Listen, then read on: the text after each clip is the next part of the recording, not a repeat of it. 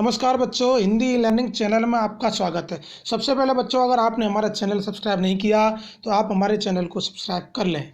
प्यारे बच्चों, आज हम पढ़ेंगे शिक्षा निदेशालय की वर्कशीट नंबर 3 और सब्जेक्ट है हिंदी, कक्षा 7 की है। और हमारा आज का जो पाठ है हम पंछी उन्मुक्त गगन की, इसका तीसरा भाग।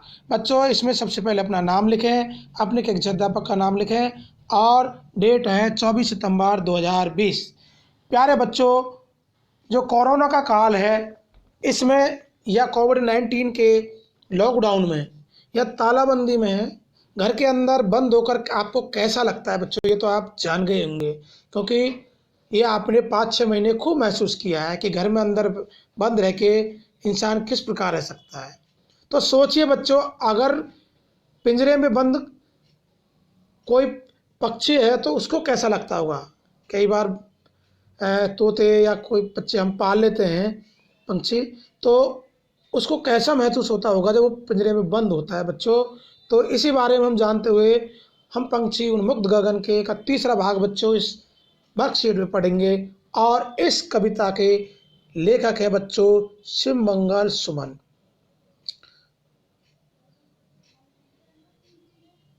देखिए बच्चों, कविता हम शुरू करते हैं। होती सीमाहीन क्षितिज से, होती सीमाहीन क्षितिज से इन पंखों की होड़ा होड़ी, होती सीमाहीन क्षितिज से इन पंखों की होड़ा होड़ी, या तो क्षितिज मिलन बन जाता या तनती सांसों की डोरी, या तनती सांसों की डोरी। नीड ने दो चाहे टहनी का, नीड ने दो चाहे टहनी का आश्रय छिन्न भिन्न कर डालो, लेकिन पंख दिए हैं तो आकुल उड़ान में विघ्न न डालो, विघ्न न डालो। प्यारे बच्चों, इसमें कवि क्या कहना चाहता है। कवि कहता है कि सीमाहीन आसमान में उड़ते हुए पक्षियों के पंखों में एक होड़ सी लग जाती है। सीमाहीन क्षितिज से आसमान में एक होड़ा होड़ी बजाय जब पक्षी उड़ते हैं तो आपस में होड़ करके, या उनमें एक तरह की प्रतियोगिता होती है, कंपटीशन होता है।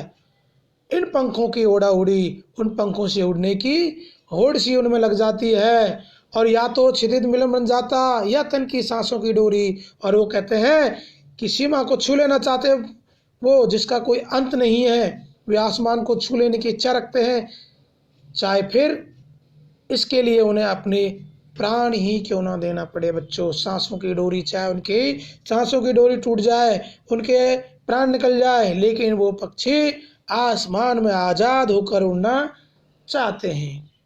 नीड ने दो चाहे टहनी का, नीड मीन्स होता है घोंसला, चाहे हमें घोंसला बनाने के लिए टहनी मत दो, पेड़ों की टहनी मत दो, आश्रय छिन्न भिन्न कर डालो, या हमारा जो घोंसला है वो तोड़ डालो, तुम हमारा रहने का स्थान तोड़ डालो, लेकिन पंख दिए हैं तो, लेकिन पंख दिए हैं तो आकुल उड़ान में विघ्न न डालो।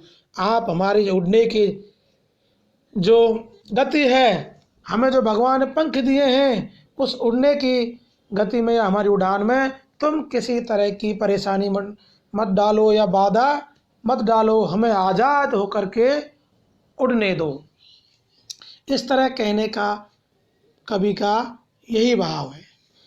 अब बच्चों, इसमें कुछ नए शब्द हैं, जैसे नीड मीन्स होता है घोंसला, नीड मीन्स घोंसला, आश्रय मीन्स घर, होड़ा होड़ी मीन्स प्रतियोगिता, और विघ्न मीन्स बाधा या परेशानी।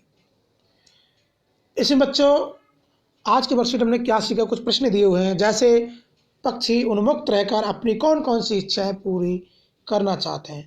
पक्षी आज़ाद होकर वो आसमान में खुले तौर पर उड़ने चाहते हैं, वो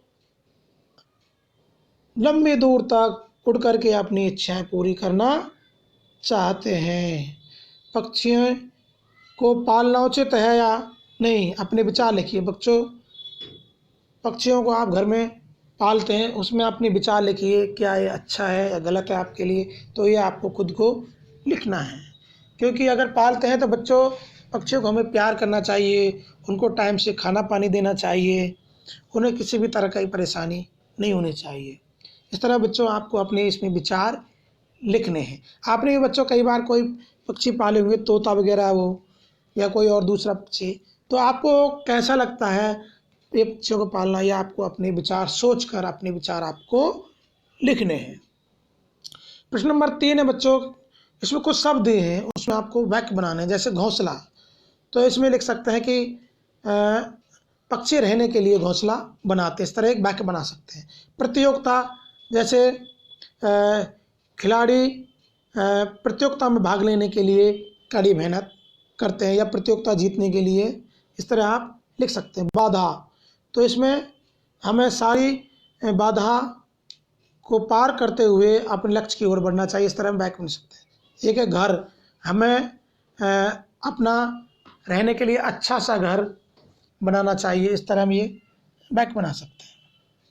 क्या आपने बच्चों, आपकी जानकारी में किसी ने कभी कोई पक्षी पाला है? उसकी देखरेख किस प्रकार की जाती है, ये आपको लिखना। अपने आसपास दोस्तों में या अपने रिश्तेदारों में किसी ने भी अगर कोई पक्षी पाला है, वो आपने देखा है, तो उससे आप पूछिए, उससे जानकारी लीजिए कि आपने उसकी देखरेख कैसे की, इसकी जानकारी आपको इसमें लिखनी है। बच्चों, आगे की वर्कशीट के लिए आपको हमारा ये चैनल सब्सक्राइब करना होगा और अपने दोस्तों को शेयर करना होगा। धन्यवाद।